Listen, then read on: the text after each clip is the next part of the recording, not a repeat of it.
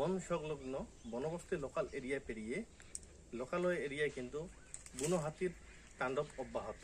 কখনো বা চাষের জমিতে বেড়ে ওঠা ফসলের উপর, কখনো বা দেখা যায় ঘর বাড়ির উপর। এমন এক ঘটনা ঘটল আলিপুরদুয়ার জেলার কুমারগ্রাম ব্লকের শিলবাংলা বিটের অন্তর্গত রাধানগর সংলগ্ন 12বিশা এলাকায়। 3 বাড়িতে কিন্তু কারো বা বাড়িতে দেখা যায় রান্নাঘরের বেড়া ভেঙেছে, কারো বা শোবার ঘরের। আমাদের বাড়িতে 2টা হাতি আসছে। কবে? এই যে কালকে 11টার দিকে। কত রাত্রে? রাত্রে 11টার দিকে। আচ্ছা, কি ক্ষতি করলো? ক্ষতি করছে, টিনের বেড়াটা সম্পূর্ণ ভাঙাইছে। শোবার ঘর? হ্যাঁ, শোবার ঘরে। আচ্ছা, তখন ধান নষ্ট করে নাই, খালি এই যে বেড়াটা ভাঙাইছে, পুরোটা বেড়া যখন ভাঙলো আপনারা তো ঘরের ভিতরেই ছিলেন? ঘরের ভিতরে ছিলাম, পাশের রুমে ছিলাম।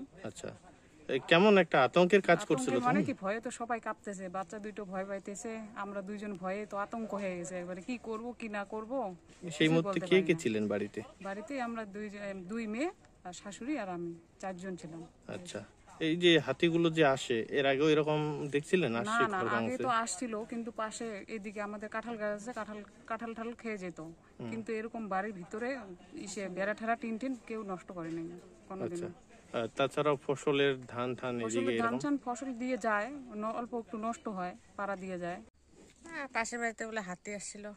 আচ্ছা, আপনি কি দেখছিলেন? দেখি নাই, শুনছি। সকালবেলা শুনলেন? হ্যাঁ, সকালবেলা। কি ক্ষতি হয়েছে ওদের? ওদের রান্নাঘরের বেড়া ভাঙছে। আর এমনি ফসলের গাছ টাছ এগুলো? ধান খাইছে বলে। ধান খাইছে? ধান খাইছে। রান্নাঘরের ভিতর নুন, চাউল, আলু, আচ্ছা এসব খাইছে আর কি। এমন ঘটনা আগেও কি দেখছিলেন বা শুনছিলেন এই এলাকায়? হ্যাঁ, আগে শুনছিলাম। এই এলাকায়? হ্যাঁ, এখানে এইদিকেই হচ্ছে। আগেও এরকম ছিল? আচ্ছা, রাতের বেলা বন দপ্তর আসছিল?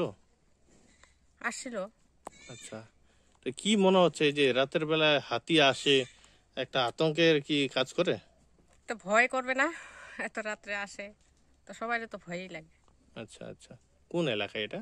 জায়গাটার নাম? 12বিশা। কি নাম আপনার? আমার নাম ইজিরভান। আর যার ঘর ভাঙছে তার কি নাম? পঞ্চমী। পঞ্চমী কি? পঞ্চমী দাস।